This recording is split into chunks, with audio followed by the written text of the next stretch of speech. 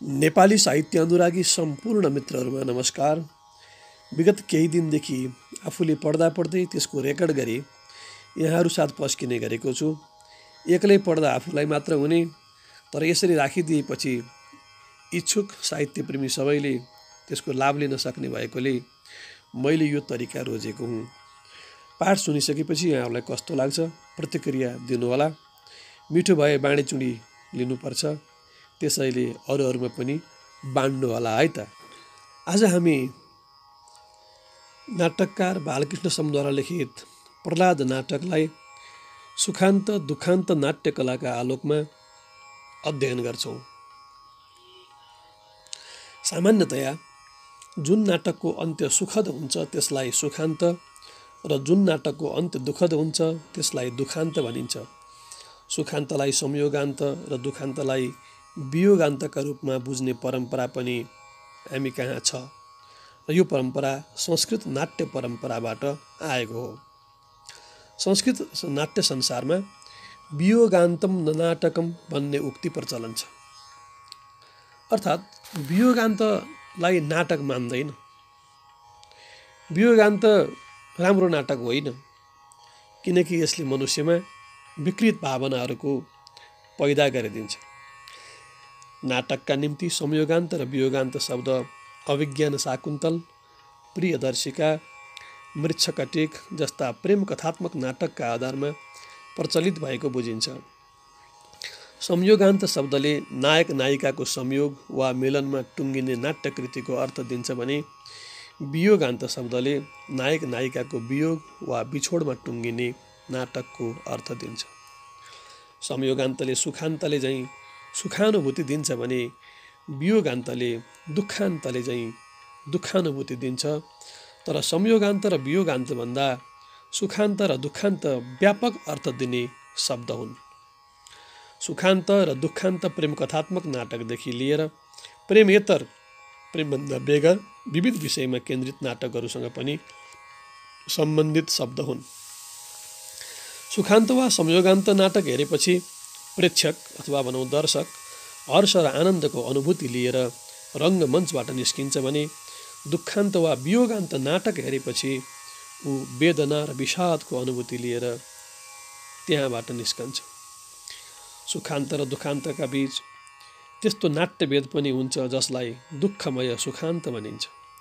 यसले पीडा र हर्षको मिश्रित अनुभूति दिन्छ। यसमा हिंसा, हत्या, आत्महत्या र मारकाटका रोमाञ्चकारी घटना दृश्य वा सूच्य हुन्छन्। यिनले गर्दा नाटकीय वातावरण भय, आक्रोश, करुणा र घृणाले भरिएको हुन्छ, तनावपूर्ण हुन्छ। अन्त्यमा त्यो नायक वा प्रमुख पात्रको विजयमा पुगेर टुङ्गिने हुनाले यसले सुख, सन्तोष र आनन्दको अनुभूति गराउँछ। यसमा कुनैमा कुबाटामा लागेको नायक वा प्रमुख पात्रमा ज्ञानको उदय भएर उसको हृदय नै परिवर्तन हुन्छ र अन्त्य सुखद हुन्छ भने कुनैमा दुष्ट दण्डित र सज्जन पुरस्कृत हुन्छ। सुखान्त, दुःखान्त र दुःखमय सुखान्त यी तीनै थरी नाटकको वस्तु र त्यसको विधान सोही अनुरूप रहन्छ। सुखान्त वा दुःखमय सुखान्तमा आरम्भदेखि लिएर उत्कर्ष बिन्दुसम्म स्थिति नायक वा प्रमुख पात्रको प्रतिकूल रहन्छ। उसले विरोधी वृत्ति, विरोधी वातावरण वा विरोधी शक्तिहरूसँग कठिन सङ्घर्ष गर्नुपर्छ र आशा तथा निराशाका बीच दोलायमान रहिरहनुपर्छ। उत्कर्ष बिन्दुमा पुगेपछि स्थिति विपर्य हुन्छ र ऊ सारा विरोधी शक्तिहरूलाई परास्त गरी आफ्नो लक्ष्यमा पुग्छ र उसको जीवन सुखदायक हुन जान्छ। सुखान्त वा दुःखमय सुखान्तको नायक वा प्रमुख पात्र असल हुन्छ। उसले असल काम गर्छ। अन्त्यमा गएर उसको चाहना पुरा हुन्छ। सत्य, धर्म र न्यायको पक्षमा रहने हुनाले पहिले दुःख पाए पनि पछि उसले सुख पाउँछ। तर दुःखान्तमा यस्तो हुँदैन। यसमा आरम्भदेखि अन्तिम बिन्दुसम्म, उत्कर्ष बिन्दुसम्म स्थिति नायक वा प्रमुख पात्रको अनुकूल रहन्छ। उत्कर्ष बिन्दुमा पुग्दा नपुग्दा स्थिति उसको प्रतिकूल हुन जान्छ। ऊ विरोधी शक्तिद्वारा परास्त हुन्छ, दुःखान्तको भागी हुन्छ। दुःखान्तको नायक वा प्रमुख पात्र असलै भए पनि उसबाट मानवीय दुर्बलतावश जानेर वा नजानेर गल्ती वा अपराध हुन जान्छ। त्यसैले अन्त्यमा उसको पतन र विनाश हुन्छ। सुखान्तमा जीवनको दुःखद त्रासद रूप देखिए पनि जीवन शेष रहन्छ। जीवन नरो भद्र शतानि पश्यति भने झैँ अनेकौं सम्भावना रहन्छन्। जिउँदो मान्छेले जीवन नरो जीवित मान्छेले भद्र शतानि पश्यति सयौं शुभ कुराहरू देख्न पाउँछ भने जस्तै जीवनको थोरै मात्रै आश बाँकी रहँदा पनि थोरै जीवन शेष रहँदाखेरि त्यही बेलामा सुखान्तमा टुङ्गिने परिवेश सुखान्त नाटकले देखाएको हुन्छ। सुख भोगका अनेकौं सम्भावना हुन्छन्। यसमा जीवनको मङ्गलमय पक्षको प्रस्तुतिकरण अभिष्ट हुन्छ। दुखान्तमा आफ्नो चरित्र, भाग्य, सामाजिक वातावरण वा व्यवस्थाका दोषबाट दुर्भाग्यको शिकार हुने मान्छेका दुःख, पीडा र विनाशको चित्रण वाञ्छनीय हुन्छ। त्यसैले यसमा मङ्गलमय घटनाको सम्भावना रहँदैन। सुखान्त वा दुःखमय सुखान्तका नायक वा प्रमुख पात्र सज्जन हुन्छन् र प्रायः निर्दोष एवं ज्ञानी गुणी हुन्छन् भने कोही ज्ञानी गुणी भए पनि दोषी पनि हुन्छन्। राम, हरिश्चन्द्र, चारुदत्त आदि निर्दोष नायक हुन् भने दुष्यन्त, मुकुन्द, इन्द्रवीर आदि दोषी नायक हुन्। नायक प्रधान नाटकमा नायक निर्दोष देखिने अनि नायिका प्रधान वा प्रमुख पात्र हुने नाटकमा नायिका निर्दोष र नायक दोषी देखिने कुरा पनि हामीले स्मरण गर्नुपर्ने हुन्छ। सुखान्त वा दुःखमय सुखान्तका नायक निर्दोष वा सदोष जे भए पनि यिनीहरू असल र विवेकी हुन्छन्। यिनीहरूबाट हुने भुलचुक अक्षम्य नभएर क्षम्य हुन्छन्। पहिले आवेगले काम लिने नायक पनि ठक्कर लागेपछि सुध्रिन्छन् र विवेकशील हुन्छन्। यी नाट्यवेदका नायक वा प्रमुख पात्रलाई अन्त्यमा भाग्यले सहयोग गर्छ। सुखी, सौभाग्यशाली र आनन्दी व्यक्तिका रूपमा रङ्गमञ्चबाट पछि विदा हुन्छन्। दुखान्तका नायक वा प्रमुख पात्र पनि सबै एकै नासका त हुँदैनन्। ती प्राय सज्जनै हुन्छन् तापनि तिनमा कुनै न कुनै दोष वा कमजोरी हुन्छ। Oedipus, Hamlet, Othello, Garudadhwaj, Bhimsen Thapa आदि। कोही सज्जन भए पनि व्यक्तिगत महत्त्वाकांक्षाको परिपूर्तिका लागि अपराध गर्छन्, महान दुष्टमा परिणत हुन्छन्, जस्तै म्याकबेथ। दुखान्तमा नायक वा प्रमुख पात्र जे जस्ता भए पनि विवेकले काम लिन सक्दैनन्। ती असंयमी, असहिष्णु र असन्तुलित हुन्छन्। त्यसैले तिनले दुर्भाग्यको शिकार पनि हुनुपर्छ। कि त ती यस संसारबाट विदा हुन्छन् कि विपन्न र विषण्ण व्यक्तिका रूपमा रङ्गमञ्चबाट निस्किन्छन्। कि संसारबाटै विदा हुन्छन् कि असाध्यै दुखित व्यक्तिको रूपमा उनीहरूको रङ्गमञ्चबाट निष्कासन हुन्छ। कुनै कुनै दुखान्तमा त्यस्ता आदर्श नायक हुन्छन् जसमा कुनै पनि मानवीय दोष हुँदैन। ती देश, समाज र मानवताका लागि हाँसी हाँसी मर्छन्। दुःखमय सुखान्तमा दोषी दण्डित र सज्जन पुरस्कृत हुने घटना पनि देखिन्छन्, तर दुखान्तमा त्यस्ता घटना देखिँदैनन्। दुःखमय सुखान्तमा दोषी दण्डित र सज्जन पुरस्कृत हुने घटना पनि देखिन्छन्, तर दुखान्तमा त्यस्ता घटना देखिँदैनन्, किनभने यसमा काव्यात्मक न्यायको सिद्धान्त प्रस्तुत हुँदैन। नाट्यवस्तु संस्कृत नाट्यशास्त्र अनुसार सन्धि, कार्यावस्था र अर्थ प्रकृतिका आधारमा सङ्गठित रहन्छ भने पश्चिमी नाट्यशास्त्र अनुसार आरम्भ, विकास, उत्कर्ष, निगति र उपसंहारका आधारमा सङ्गठित रहन्छ। यसलाई फेरि हेरौँ। नाट्यवस्तुको कुरा गर्दाखेरिमा संस्कृत नाट्यशास्त्र अनुसार नाट्यवस्तु सन्धि, कार्य अवस्था र अर्थ प्रकृतिको आधारमा सङ्गठित हुन्छ भने पश्चिमी नाट्यशास्त्र अनुसार आरम्भ, विकास, उत्कर्ष, निगति र उपसंहारका आधारमा सङ्गठित हुन्छ। संस्कृत नाट्यशास्त्रमा चर्चित कार्य अवस्थाको पश्चिमी नाट्यशास्त्रमा चर्चित विकास अवस्थासँग साम्य छ, तर संस्कृत नाट्यशास्त्रमा चर्चित कार्य अवस्था र आरम्भ, प्रयत्न, प्राप्ति आशा, नियताप्ति र फलागम संयोगान्त वा सुखान्त नाटकलाई ध्यानमा राखेर निर्धारित गरिएको छ भने पश्चिमी नाट्यशास्त्रमा चर्चित विकास अवस्था संयोगान्त वा सुखान्त र दुखान्त दुवै थरी नाटकलाई ध्यानमा राखेर निर्धारित गरिएको छ। त्यसैले पनि यी दुईमा केही भिन्नता पाइन्छन्। नाटकको आरम्भ भागमा कार्य व्यापारको थालनी हुन्छ, भावी कार्य योजना बन्छ अथवा त्यसको सङ्केत गरिन्छ। प्रयत्नमा जुन कार्यलाई फलप्राप्ति वा फल आगमको अवस्थामा लानु छ त्यसको सिद्धिका लागि प्रयास थालिन्छ। यसमा नाटक वा प्रमुख पात्रका सहयोगी पात्र र प्रतिनायक वा विरोधी शक्तिका सहयोगी पात्र आफ्ना नेताको स्वार्थ सिद्धिका लागि द्वन्द्वशील हुन्छन्।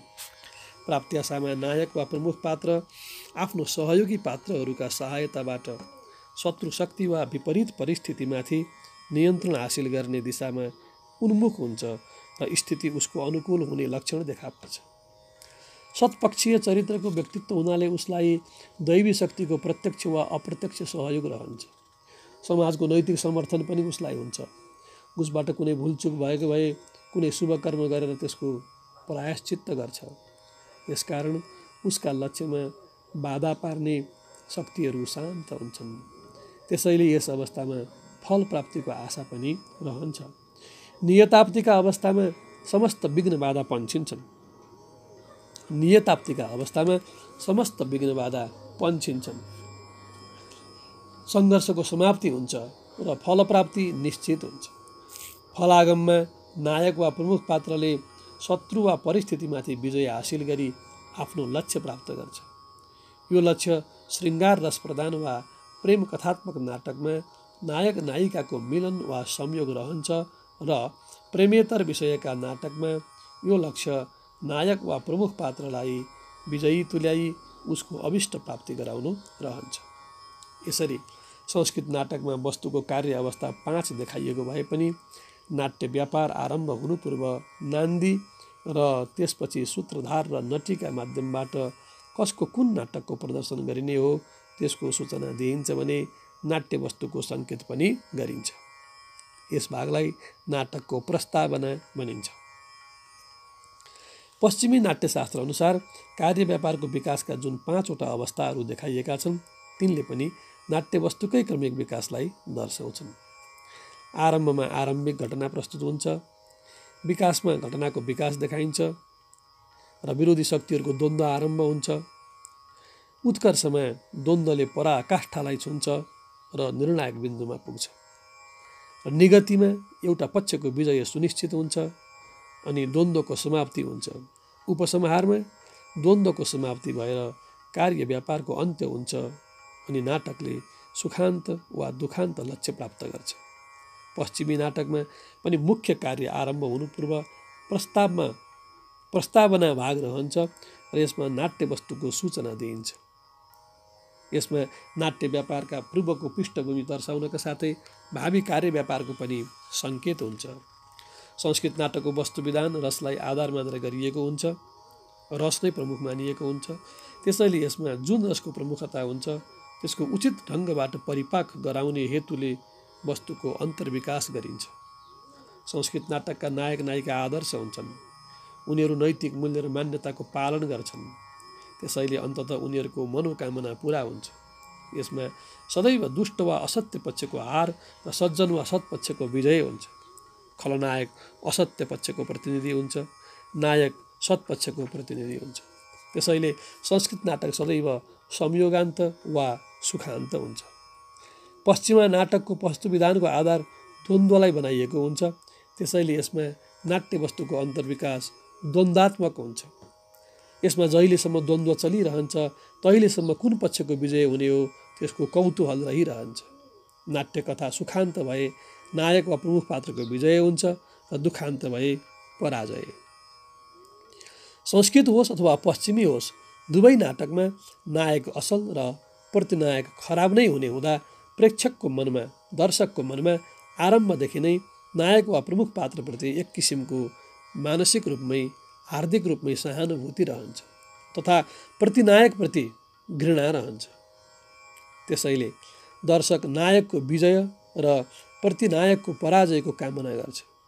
दुखान्त नाटकका सन्दर्भमा स्थिति ठिक त्यस्तो रहँदैन। यसमा नायक निर्दोष हुँदैन र उसप्रति सहानुभूति भए पनि र उसको विजय होस् भन्ने मनमा लागे पनि ऊ जित्दा जित्दै अन्तिममा हार्छ। उसको अन्त्य राम्रो हुँदैन। यसमा पनि असल र खराब चरित्र हुन्छन्।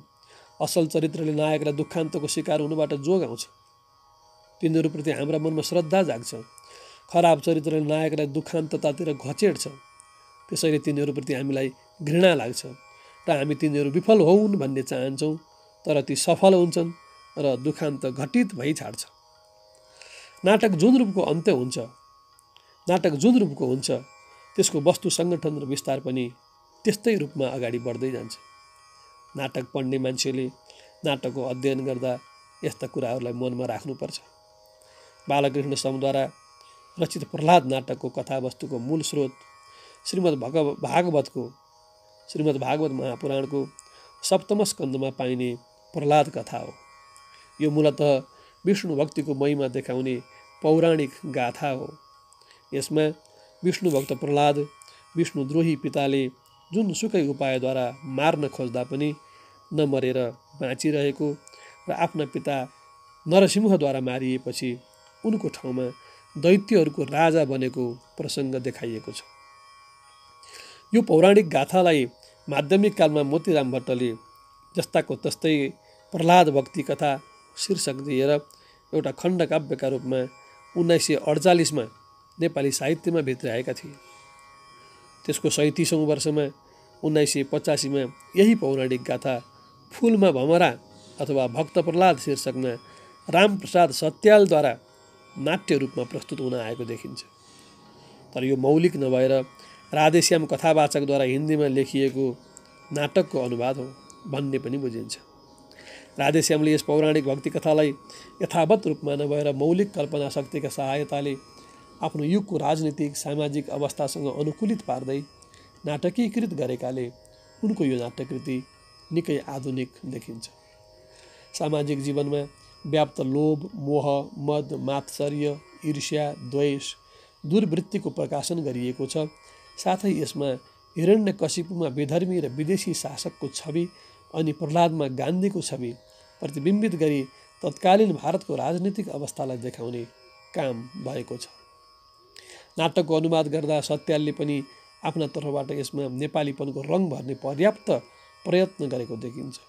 उनले हिरण्यकशिपुमा समकालीन राणा शासक श्री 3 चन्द्र शमशेर तथा श्री 3 भीम शमशेरको छवि देखाउन खोजेको पाइन्छ। बालकृष्ण समले पौराणिक विषयवस्तुमा आधारित भए पनि आदर्शोन्मुख यथार्थवादी धाराको सामाजिक नाटकका रूपमा अनुवादकै रूपमा भए पनि नेपालीमा देखा परिसकेको कथावस्तुलाई आफ्ना कल्पना शक्तिद्वारा नवीन रूपमा नाटकीकृत गरेका छन्। यसको वस्तु विन्यास गर्दा भक्तिवादी कथावस्तुलाई दार्शनिक कथावस्तुमा रूपान्तरित गरी यसलाई बौद्धिक नाटक बनाएका छन्। यस क्रममा उनले कथावस्तुमा केही परिवर्तन गरेको देखिन्छ भने केही घटना, प्रसङ्ग र कार्यको नयाँ समावेश गरेको पनि देखिन्छ। आउनुहोस् अब हामी यसभित्र रहेका त्यस्ता तत्त्वहरू के छन्, प्रह्लाद नाटकभित्र रहेका त्यस्ता सुखान्त र दुखान्त तत्त्वहरू के कस्तो तरिकाले विकसित भएको छ, त्यस्ता तत्त्वहरू के छन् भन्ने कुरा हेरौँ। पहिलो नम्बरमा कथावस्तुमा परिवर्तन। हिरण्याक्ष विष्णुको वराह अवतारले नभएर बँदेलद्वारा मारिनु, प्रह्लादलाई सङ्खिया विषको सेवन गराइनु र सर्पबाट डसाइँदा उनी नमर्नुको रहस्य त्यही सङ्खियाको अभ्यास हो भन्ने देखाउनु। हिरण्याक्ष र हिरण्यकशिपु दाजुभाइ थिए। हिरण्यकशिपुका छोरा प्रह्लाद, हिरण्याक्ष हिरण्यकशिपुको भाइ।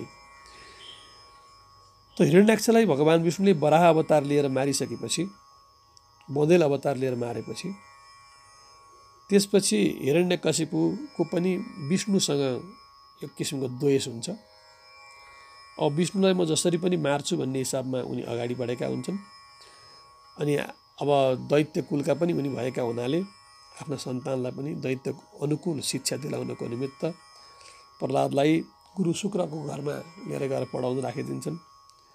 तर बालक प्रह्लादले गुरुहरूले पढाए बमोजिम भन्दा पनि, दैत्य अनुकूलको शिक्षा भन्दा पनि विष्णुको भक्त बन्न उनले गर्भबाटै उनको आमालाई नारदले शिक्षा दिँदाखेरिमा गर्भमै उनले त्यो शिक्षा आफूले हासिल गरिसकेको थिए। यो भागवतको कहानी हो। त्यही कुराको आधारमा यहाँ नाटक छ। प्रहलादलाई पहाडबाट खसाइँदा उनी नमर्नुको कारण भासमा गाडिनु हो भन्ने देखाउनु। यो कथावस्तुमा आएका परिवर्तनहरू। प्रहलादलाई आगामा हालेर मार्ने योजना गरिँदा उनका स्थानमा उनका सहपाठी रोध स्वेच्छाले आगामा जलेर मरेकाले उनी बचेका हुन् भन्ने देखाउनु। हिरण्यकशिपु विष्णुका नरसिंह अवतारले नभएर आफ्ना खड्गले हानेको खम्बा ढल्दा त्यसले किचिएर मरेको देखाउनु। यी कुराहरू चाहिँ गाथामा भएका कथावस्तुहरूभन्दा थोरै परिवर्तन प्रहलाद कथामा नाटकमा देखाएका छन् समले। कथावस्तुमा समाविष्ट नयाँ घटना प्रसङ्ग र कार्य। यो कथावस्तुमा नयाँ घटना कसरी समाविष्ट छन्, कुन प्रसङ्गमा समाविष्ट छन् र कस्ता छन्। हेरौँ। चक्रमूर्ति उनको वैज्ञानिक यन्त्रालय र त्यसमा मनुष्य रूपधारी देवदूतका साथ उनको वार्तालाप नयाँ कुरा हो। हलाद्वारा संहारकारी धूपको आविष्कार। नमुचीलाई वैज्ञानिक उपायद्वारा पुनर्जीवित पार्न नसकिएपछि हिरण्यकशिपुबाट हलाद्वारा आविष्कृत धूपको प्रयोग गरेर आफू र आफ्नो जातिका साथै समग्र विश्वको विनाश गर्ने निर्णय। विनाशकारी हलाहाल विषको कणमा आगोमा पर्दा त्यसबाट निस्केको धुवाँले हलाको मृत्यु। ब्रह्माले सम्झाइ बुझाइ गरेपछि हिरण्यकशिपुले मर्ने र मार्ने निर्णय त्याग्नु। हिरण्यकशिपुका छोराहरू दिग्विजय गर्दै मिश्र पुग्नु, इजिप्ट पुग्नु र उनीहरूले त्यहाँका राजा वरुणलाई परास्त गरी शरीर नष्ट नहुने मलम लिएर आउनु र त्यहाँ आफूहरूले पिरामिड तथा स्फिङ्क्स देखेको बयान गर्नु।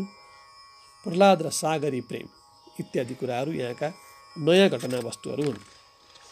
नयाँ घटनाहरू, नयाँ प्रसङ्ग हुन्।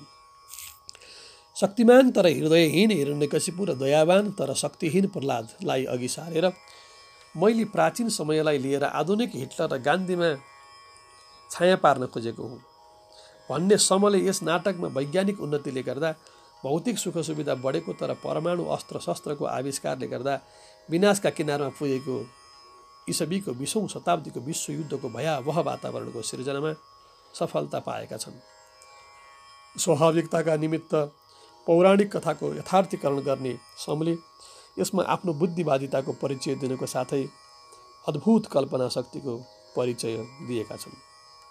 शताब्दीयौंदेखि लोक प्रसिद्ध रहिआएको प्रहलाद कथालाई मिले पनि नमिले पनि अनुमानका भरमा मनपरीसँग तोडफोड गरी केही थपथाप समेत गरेर पुनः सिर्जन गर्ने समले यस नाटकका वस्तुको विन्यास दुःखमय सुखान्तका रूपमा गरेको देखिन्छ।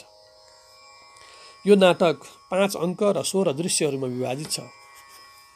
5 अङ्क भएअनुसार यसको कार्यव्यापारका 5 अवस्था देखिन्छन् भने कार्यव्यापार पूर्वको प्रस्तावना भाग पनि यसमा देखिन्छ। नमुचीको लास बोकेका दैत्यहरूका साथ हिरण्यकशिपुको प्रवेश पूर्वको भाग यस नाटकको प्रस्तावना भाग हो। यो पहिलो अङ्कको पहिलो दृश्यका आदिमा छ। यसमा चक्रमूर्ति नाम गरेका वैज्ञानिक दैत्य आफ्नो यन्त्रालयको बीचको शिक्षणालयमा झुत्री माग्ने मान्छेको रूप लिएर आएका देवदूतसँग वार्तालापमा संलग्न देखिन्छन्। उनको भनाइबाट विज्ञान अत्यन्त शक्तिशाली विद्या हो। दैत्य, आदित्य र मान्छेमा जो जति विज्ञान जान्दछ ऊ उति ठुलो हुन्छ।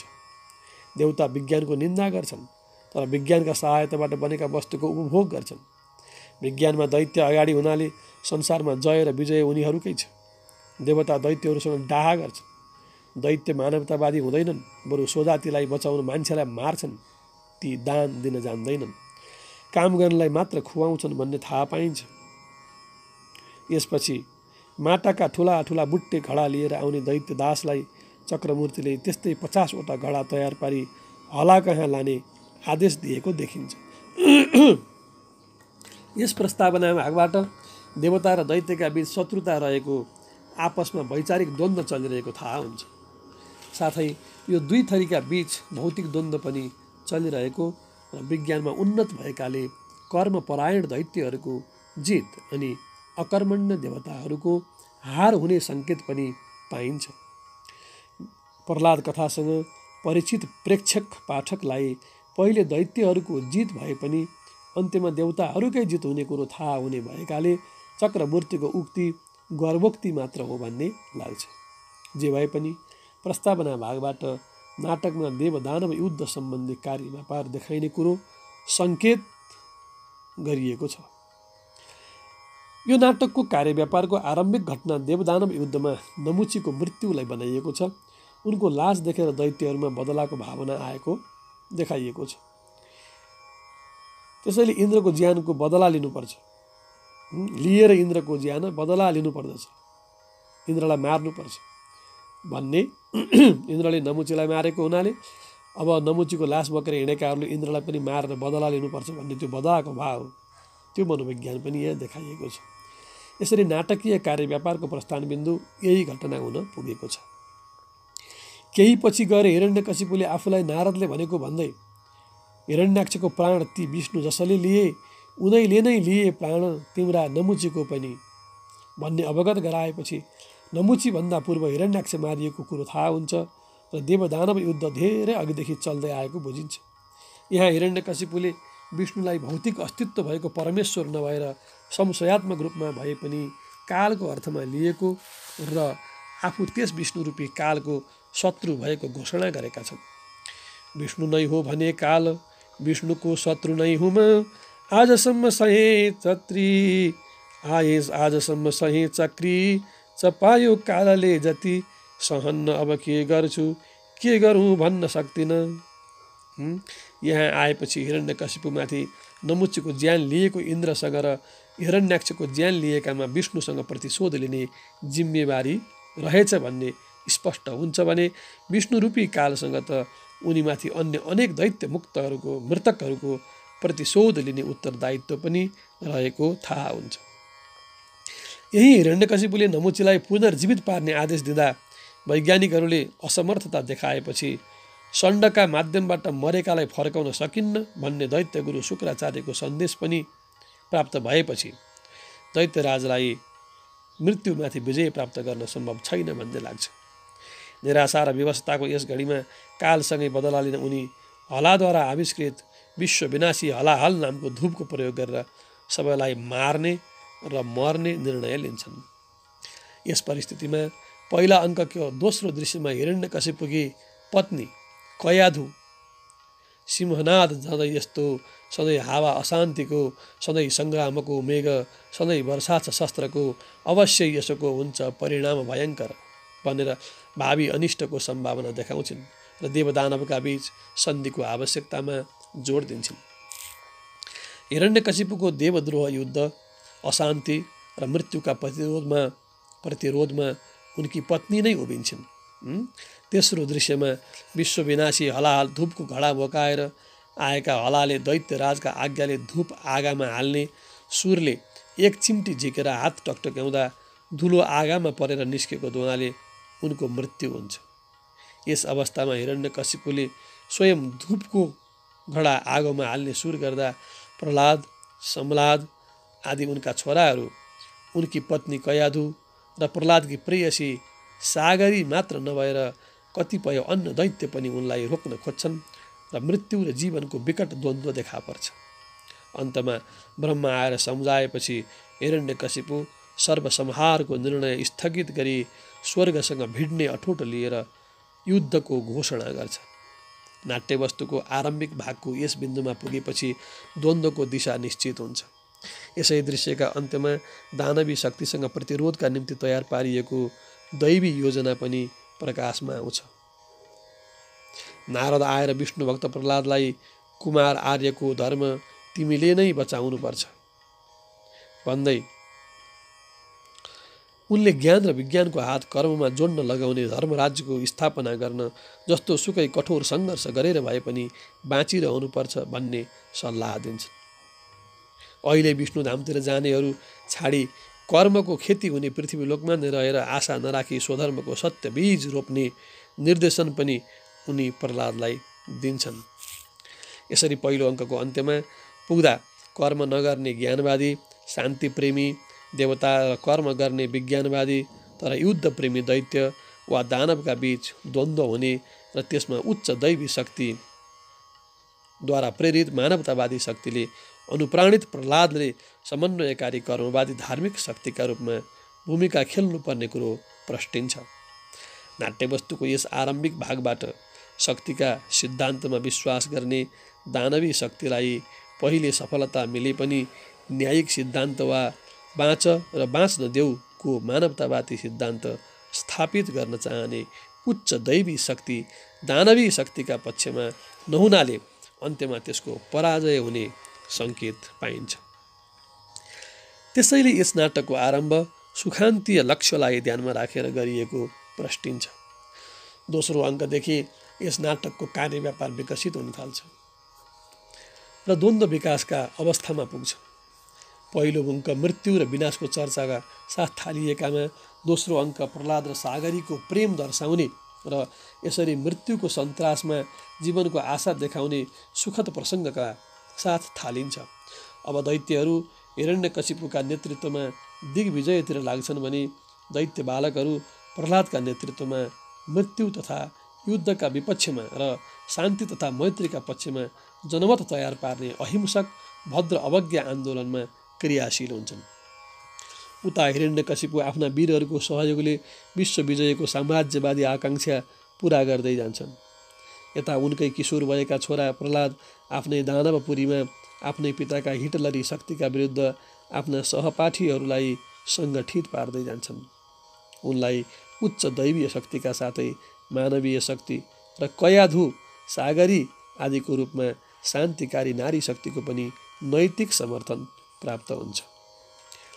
हिरण्यकशिपु बाहिरी संसारमा विजेताका रूपमा प्रतिष्ठित हुन्छन्, तर उनी आफ्नै घरमा विज्ञान ज्ञानमा हाली विष्णुको यश गाउने आफ्ना किशोर छोरा र उनका अनुयायीहरूको जतिसुकै दमन गरे पनि तिनलाई बसमा पार्न सक्दैनन्। आफ्ना विष्णु भक्त छोराको मन आफ्नो पक्षतिर आकर्षित पार्न असफल भएपछि क्रोधले उन्मत्त भएर उनी छोरालाई मार्नतिर लागेपछि उनको पतन हुन थाल्छ र उनी पराभवतिर बढ्न थाल्छन्। पिता पुत्रका बीचको द्वन्द्व नै नाटकको केन्द्रीय द्वन्द्व बन्न जान्छ।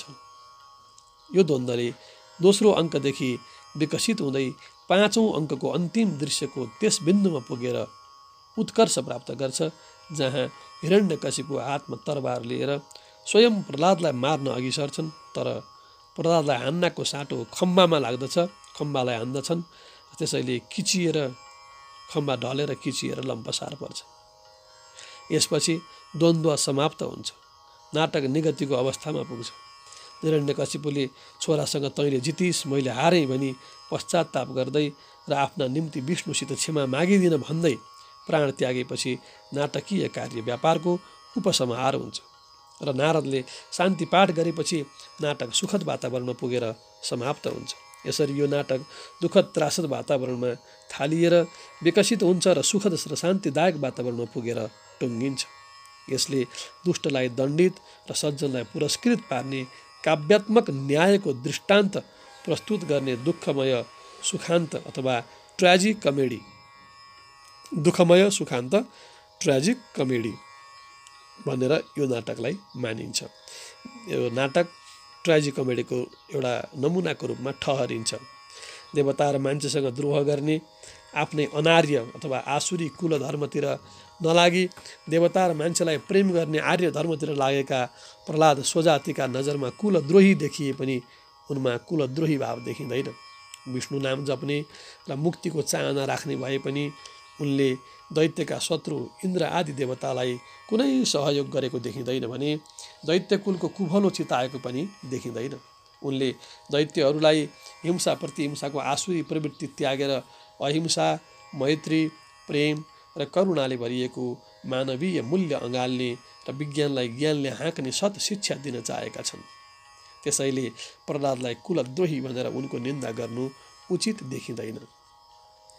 देवद्रोही मात्र नभएर आफ्नो जातीय अहमलाई तुष्टि दिन र आफ्ना विश्व विजयको आकाङ्क्षा पुरा गर्न नरसंहार मचाउने मानवताका शत्रु हिरण्यकशिपुलाई नायक मानेर यस नाटकलाई दुःखान्त ठहर्याउनु पनि अनुचित नै देखिन्छ।